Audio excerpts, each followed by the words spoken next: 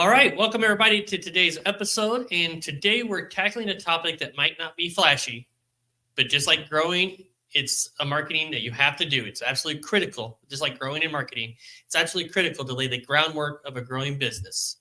Whether in US, Canada, Europe, or anywhere else, understanding the legal side is a key to ensure your business not only grows, but thrives on solid ground.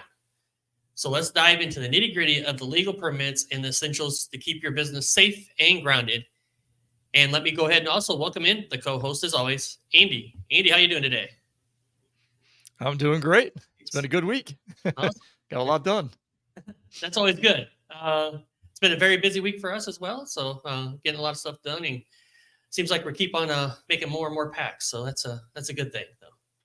Yeah, definitely a good thing. It's all just been progress on the new space for us. This Yeah, week's how's going to that? be a lot. It's getting there. Tomorrow we should be having the service upgrade put in, which is going to take us from 400 amps of service to 800. Nice. And then I should have a plumbing quote and a quote for the drop ceiling by the end of this week. So Awesome. things are shaking and moving. I spent all day yesterday running wire and installing outlets and all that kind of stuff. So it's just been a long couple days. So we got a lot done. So it should be a Oh, nice progressive week this week. good. I'm Looking glad you forward figured to it. all that out for over there in that place. So that's Yeah. working for you. Slowly but surely, we're getting there. All right. So when you first start out, obviously you're gonna need some kind of permits or licensing. If it's just even being in business, you need a license to be in business and have an actual legal business name and everything else. So acquiring the proper permits to get started is key. So you may necessary permits for agriculture or food permits, depending on where you're at. You may fall under agriculture. I know Chicago land area in Illinois. If you're in that area, Cook County, that you have to have a food permit license to do microgreens, even, and you have to have a commercial facility. So it just depends on where you're at and what you need in area. We had to get a business license with the city, register with the city clerk. They had to put it in the paper, all that stuff, everything else. That's the only thing we needed to get into business and start growing and start selling. We were already growing, but to start selling the stuff and everything else. And then obviously the IRS, get your tax identification and your state identification and stuff, so you can register and pay your taxes and be all good and legal. So then you got to get an EIN to do that stuff and everything else. But you don't have to get a business license. You can go sole proprietor to begin with and everything like that. You want to get LLC or some entity as soon as possible, but you don't have to in the very beginning when you're very small. Andy, how did you start out? Yeah, so we actually we got our LLC before we started, mainly because we just wanted to make sure we were going to be protected legally, just in case, because ultimately you are growing food. So we wanted to make sure we had at least some kind of a wall between our personal stuff and the business and customers. So we kind of rent that route off the bat, just to protect ourselves. It's definitely not something you have to do, but it's definitely a good idea. That and liability insurance are probably your two number one things you want to get to protect yourself. Yes. But yeah, we for us, we didn't have to have any kind of food preparation license or anything, like that. I registered us as a farm in our state, which has some benefits. You have more access to the Department of Ag, you have more access to grants, things like that. It gets you on more lists to be able to get that kind of information. But otherwise, it wasn't really that bad in Maryland, Maryland's a pretty ag friendly state, which is kind of nice. So that definitely Yes. helps. Yeah, the ag-friendly states definitely help for sure. Illinois is pretty friendly with ag.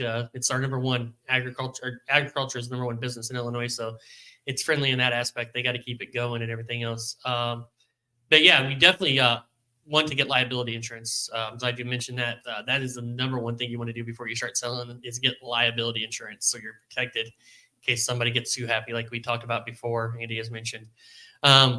Places to start with all this, obviously go talk to your city hall, see what regulations they might have within your city. Also USDA extension, there can be a great help if you go in and talk to them or make a phone call. We had to make all phone calls when we started because it was 2021. Nobody was in any buildings, so all this was done by phone calls and everything else. And then call your health department, let them know what you're doing. They're probably going to tell you that they don't have anything to do with it. Just make sure that you get them involved, so when they're ready to go, you're good on that. Did you have to do anything with the health department or anything, Andy? Not really. I did reach out to them just in case, but they didn't require anything from us, thankfully. Even in the commercial space, they don't really require anything from us. The only reason we had to get them involved is because we had some things that we were selling in the shop, like frozen meat and cheese and things like that, that they just have to regulate the temperatures. But now that that's not a thing anymore, it's really simple. They don't have to do anything. The only thing that may try and get involved in, if you have a triple sink put in, or a sink of any kind, they, especially in commercial, they may try and force you to get a grease trap, which is not required for what you're doing ultimately. So be sure to push back on that because it's not a cheap thing to have done. Most restaurants have it because obviously they're trying to keep grease out of the main water lines that Mhm. they have, for the sewer. But we didn't. We pushed back. We showed them pictures of the trays before they get washed and everything to show how little debris is actually left on them, and that worked out fine, and they were cool with that. So that's how we were able to stay out of the health department's radar. We were But yeah, lucky. This space they had should a get grease involved trap more. already installed, so we didn't have to worry about it. Yeah. Yep. Yep. You will when you clean it. They had to clean it once when we first moved in. It started backing up right away, so I made them clean it Oh because man. obviously we didn't do that much within a week that Yeah. would cause it. Yeah. But so they had to come in and clean it themselves. The maintenance guy was not all too happy with that, but I bet not. um, also, I don't know if you guys know about the Food Safety Modernization Act, the SFMA. May require businesses like us once you get to a certain dollar level. I think we talked about this a little bit in the gap thing, but once you get past that 37,000 annually, or 30,000 if you're 3-year average or whatever it is, they're going to come find you. They're going to come do this stuff for you. And if you don't have that Food Safety Modernization Act class done, they could come and hit you by not having that class done, or require you to get it and pay for it. So you want to get that class done just to protect yourself as soon as possible. Because from what I understand, they're starting at the big farms and they're working their way down. If you got a retail space, I think that's why Andy was probably visited before most of us, because he also had a retail space. So if you have a retail space, you might have that come sooner, but they're coming. It's just depending on when they're going to show up and Yeah. knock on your door. So you get that safety done. I think Jess will put a link in the chat if she hasn't already to go to that and get the information on that. But I want to make sure everybody understands to get that training done so you know what they're going to come and look for and hit you on. Because if you ain't making over $30,000 in the last 3 years in this business, you're probably doing something wrong. And if you aren't, get some help. We get you there because that's a Yeah. pretty easy number Definitely. to hit, right, Andy? Yeah. Yeah. Definitely. It's not hard at all. We were at that well before we moved into the commercial space, so Yes. it's definitely good. But yeah, I mean, and they will give you warning. It's not where they're just going to knock on your Well door done. and show up and come, But be prepared. barging in. Yeah, just be ready for it. But yeah, the more training you can get ahead of time and know what you need to do, and honestly, like if it's your first time they're coming in, they're going to be extremely lenient because obviously they don't expect you to know everything. Like we didn't know we had to keep records. I mean, even though it's a good idea to do, we just didn't keep any because we were just doing it. It was Yep. in our tasks, every day in Farm Flow before it became Farm Flow. So then we started building in the record keeping into that system and everything, so that way we could have all that data to be able to give back to them when they come back. So at this point, we can export anything we need for them. So we made sure we built in the minimum requirements for what they needed, and also for what Gap needs as well. So that's why we did that. So Yeah. that's the beauty of using Farm Flow; it keeps all that for you. Exactly. Yes, and it's very nice for that. Keeps track of all your cleaning tasks and all that stuff that you get done. So yeah, that's a very nice thing built into Firm Flow that you're not going to probably find in any other software that's going to do for Microgreens Yeah, business. So it's very nice to have. Some things you may need in bigger cities. We didn't need it here, but some city states business license may be required. Resale permit may be required. City sales tax. Some bigger cities charge their own sales tax that you might have to worry about if you're selling direct to consumer or farmers market that you might have to collect and pay. We're lucky we don't have that on produce here. But if you're selling anything else that's outside of produce within that as well, say you're selling a kit or something like that, that's going to come with different sales tax requirements and everything else. So just make sure you check on that. Exactly what you need to do. You don't want to get hit on sales tax stuff. That's easy to prevent because you can just charge your customers for it and they're paying for it. You just move that money over to the state or city or whoever.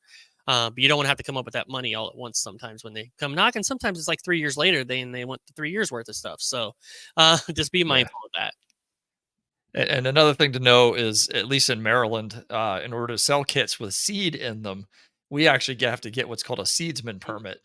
It's $100 a year, unfortunately, and it's what we have to do. We have no choice if we want to sell seed to other people. So just keep in mind for something like that, if you're selling seed in any way, shape, or form, if it's in a grow kit, if it's selling bags of seed to people or whatever, you have to have a seedsman permit to be able to do that. At least in my state. So just make sure you check with your Department of Ag and whoever to make sure that you don't have to have that. So it's something we have to have, unfortunately. Yeah. It's so obnoxious, but we sell plenty of grow kits to easily cancel out that $100, Yeah, which that is doesn't good. take too much, I'm So sure. Yeah. That's not yeah, just them getting their money. That's all. awesome. All right. Want to go ahead and talk about our sponsor for this podcast, which is Microgreen Business Coaching. And we have a special offer that's out right now. It's ends of January. I really have like 2 or 3 more spots left, depending on some people pay at this great value at $197. The total value of this is $947. You get 2 one-on-one coaching sessions with me, $100 value each, so that's $200. A full course, our full course for 1 month at $97 value. And then you get included in our weekly group Q&As, which are great things to do because there's the group in there talking to each other and everything else, and everybody helps each other. And then all of our resource sheets, they're $650 value. So you can get all that for $197. And there will be a link in the chat here. There you can go there and check that out. So thank you if you want to check that out. And back to the program. All right. So health regulations. Smooth. I try. I know. There are some health regulations. So you always want to be safety first. Obviously, you are making people's food, as Andy mentioned earlier. This is food. And you realize that you put on there wash before eat. But most people probably are not going to do that. So let's take that extra step to make sure we're doing safety as much as possible on our end from start to finish. So you want to make sure that you're handling all this product correctly. You're, getting mold issues. You're sanitizing your equipment. You're doing all that stuff. Either using a sanitizer dip or a dish machine that's doing sanitizing. Take that extra step to make sure that you're keeping food safe. And when you're handling food, when you're cutting and harvesting, wearing gloves, because you're putting that trait into the package from harvesting, just to make sure it's that extra safe, cutting above the soil line, all the little things you need to do to make sure food is safe. Because the last thing you want to do is get anybody sick for something silly that you do that was easy to take care of. So depending on your location, you might have to have a health department involved. You shouldn't. This is rural agriculture project, but like Chicago, Cook County is crazy, and they want to be involved in everything. So it just depends on where you're at. Luckily, we're not in that area. But food safety is very important to do. Like I said, it depends on your local area. But Andy, anything on food safety? Yeah, I mean, I always try and tell everybody, and I tell my employees the same thing. If would you feed our microgreens to your parents? Would you feed them to your kids? You know what I mean? And if the answer is, well, I don't know, then we're not doing it good enough. You know what I mean? Because ultimately, you should feel comfortable giving these plants to somebody that you love, taking the chance that they could get sick from them. So it's just super important. I mean, you've got hundreds and hundreds of people that you're never even going to meet, especially if you're selling to restaurants, things like that. They've got patrons coming in every single weekend eating your microgreens. It's just not worth taking the chance. I mean, put the time in to make sure things are clean, things are sanitized. I mean, don't be lazy, because this is a big area where if you get lazy, it can get very dangerous, to the public as a whole. But, just put the time in, do it right. That's all that really matters in the end. I mean, it's food. We're producing food. We're producing healthy food. People are eating it because they want to get healthier. Yes. The last thing you want to do is get sick as a result of poor cleaning and sanitation. So just do it right the first time. Just makes things a lot easier. For sure. That's why we push GAP and all that stuff all the time, because it's important to the industry, to be clean and sanitized well. So, yep, that's my soapbox. I agree. And don't forget about pest control either. Yeah, like true.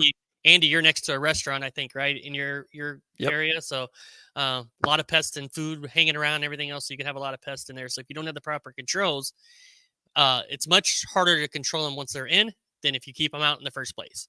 So just start with good pest control, having the boxes, have a pest control company. They don't cost that much. I think ours is like $100 a month to do. So it's not bad. It's well worth it.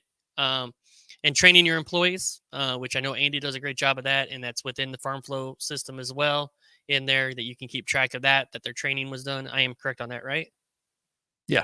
Yeah, the training's done on it. And obviously the record keeping that's in there, when you clean, like we clean out our soil bin that we dump soil in to dip out of once a month, which I think is just fine. It's not even dirty yet, really. It's not nothing, but we just make sure we clean that out once a month. That's in farm flow. I put it in there that, hey, this was clean. It comes up now, like every once a month on a Tuesday, it comes up. Hey, Yep. you need to clean this. It's awesome. It's Yeah. really good. I love the task feature. Yes.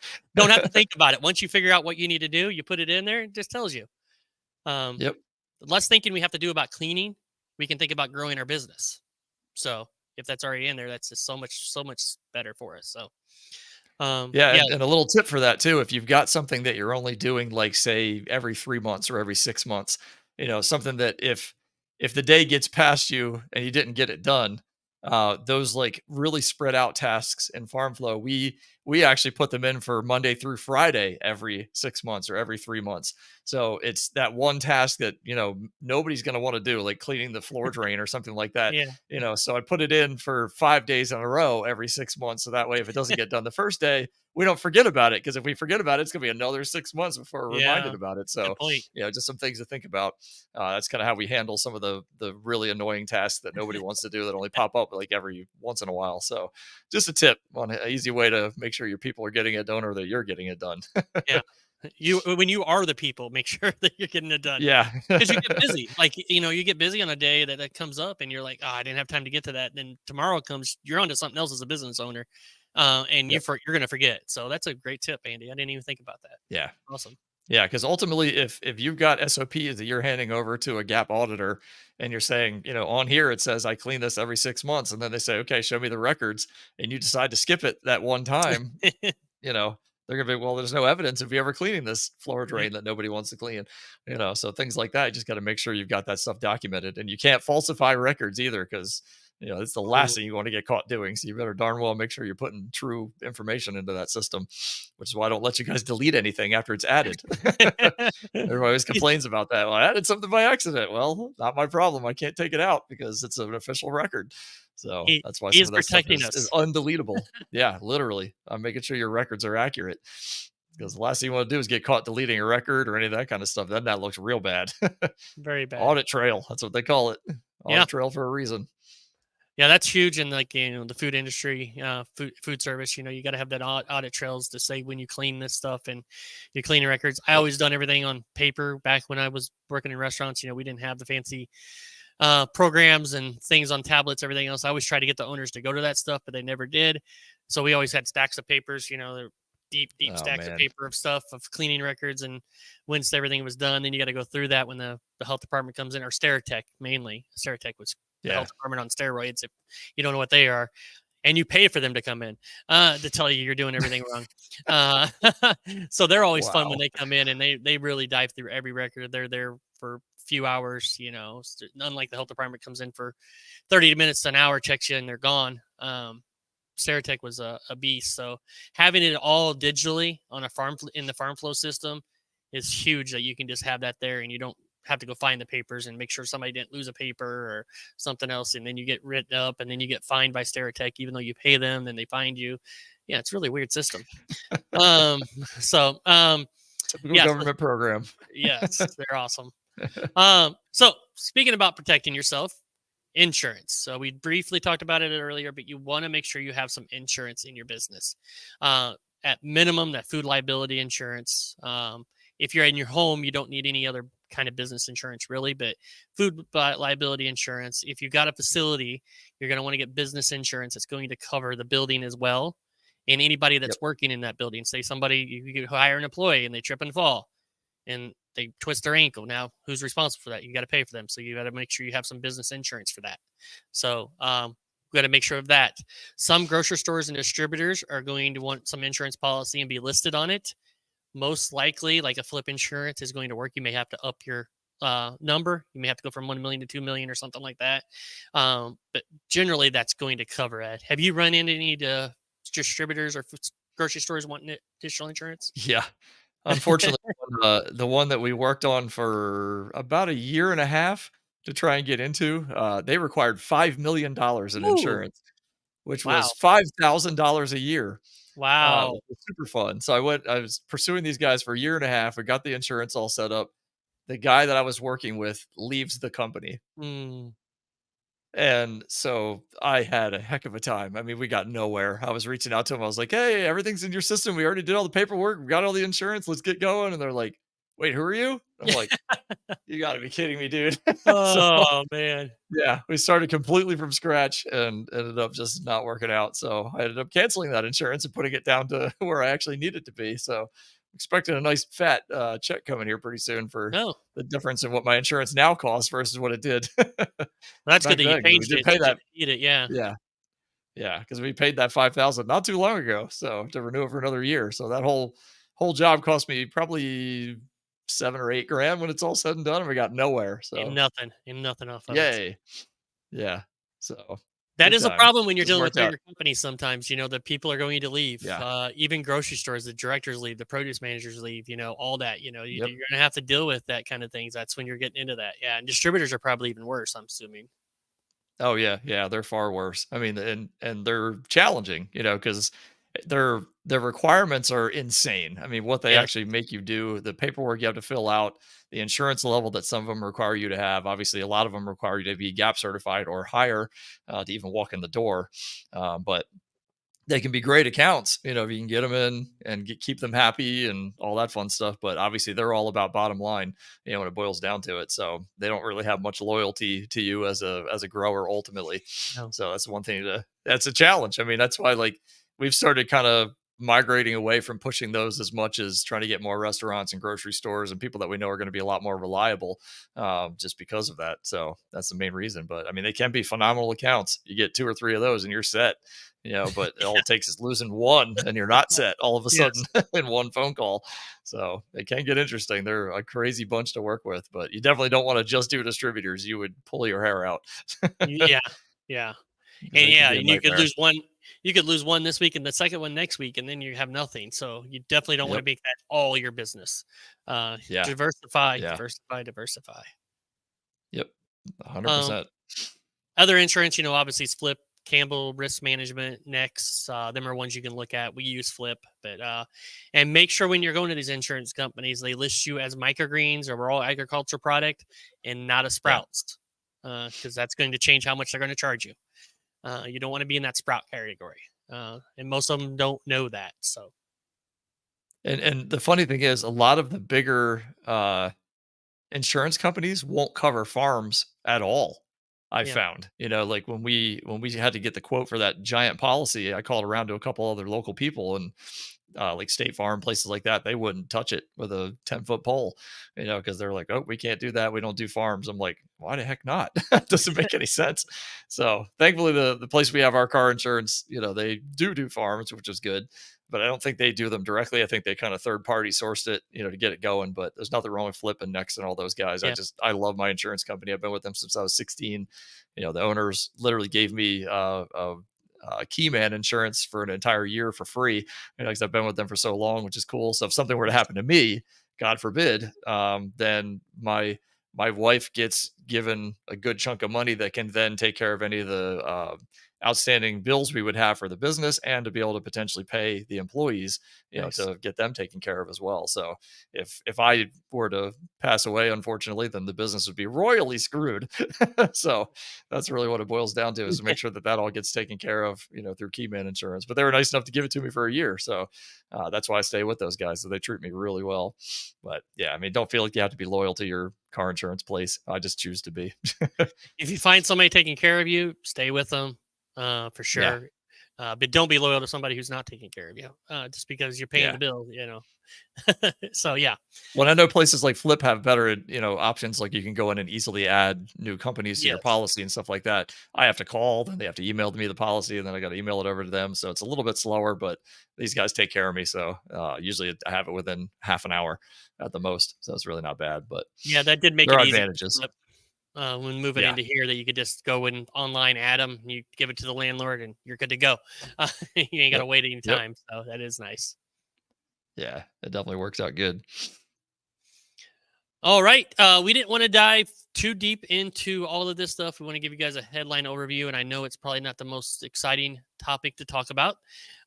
So we did a little bit of a deep dive, but obviously we go deeper in the coaching program. Andy can go deeper in his coaching and his one-on-ones and stuff as well.